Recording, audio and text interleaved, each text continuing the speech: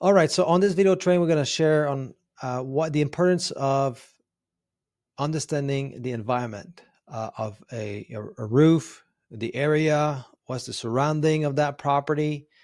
So this is very, very important when I estimate roof. Okay, so I will share a few tips and tricks to make your job a little bit easier. So, we use a software called Roofer, and Roofer is helping us out on understanding, calculating, the slope, the roofs. So I'm going to log into Roofer here, and then we're going to drop an address that we've done the Roofer before. So let's go check this out.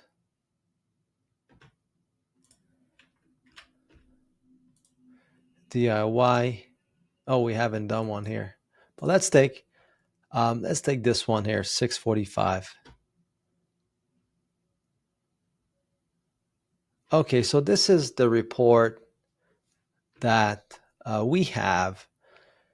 Looks pretty well made here. So I'm going to look at the property here. It seems very straightforward. There is easy access from the driveway there for the boom truck to deliver the product. I don't see major big trees around the property. So this is one way that you can look at, what's going on around the property. So understanding the environment. But let's try to view the report. Oh, DIY. Let's do a DIY here. Okay, so I draw my roof. And then the other thing that I can do after that is go on Google. So at the bottom, there's two icons. One is like view Google Map and the other one is view pitch. So when it gives me the view pitch, sometimes it drops me where I don't want to be, which is sometimes annoying. Right? They put me right in the backyard for some reason. Okay, so well, that's a very good example.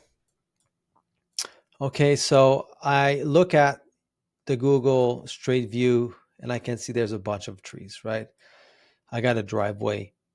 So sometimes properties don't have any driveway.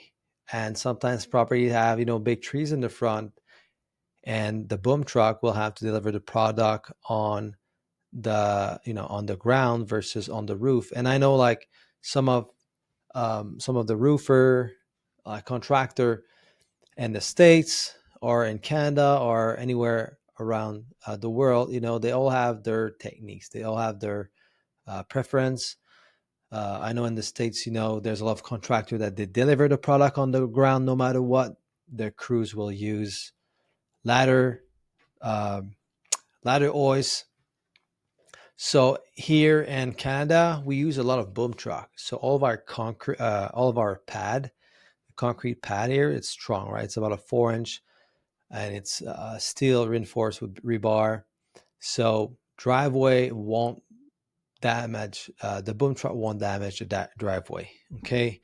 But you got bigger properties, and sometimes the driveway is in asphalt. So that's a big problem because we don't know about the compaction underneath the asphalt. So and then the asphalt could be very thin. So the pavement is very important to understand that. So if you got a pavement and concrete, you're fine. But if you have a pavement that it's asphalt, well, I would probably add some extra costs here on the estimates. Okay. So if the bundles are being dropped on the ground and the guys have to lift the bundles up on the roof, it's about $3 per bundle. Okay. But understanding the environment, this is like very important. So Google Street is a tool that we use a lot. And then it's on the roofer. And then the other tool that we use as an estimator is the pitch, right? So I'm going to go back here, pitch. So I'm going to take the peak of my roof here. If it's a gable roof, it's 712. Okay, 712 pitch here. If you have a not a gable roof, but a hip roof, it will be a little bit more challenging to understand the slope pitch. Okay, so right here I got, 812 here for this part, and that's for the gable. So sometimes gable will be a little bit steeper. So if I go on the side here, I'll be able to look at kind of the slope pitch. So it doesn't seem to me like I can walk easily on that roof. So it's probably like a 6 or 712. So this is what I will put in my estimates. But yeah, so these are the tools, guys, to help you out to understand the environment, the pitches of the roof, and make sense of the deal. I hope you enjoyed this video training. I'll see you next.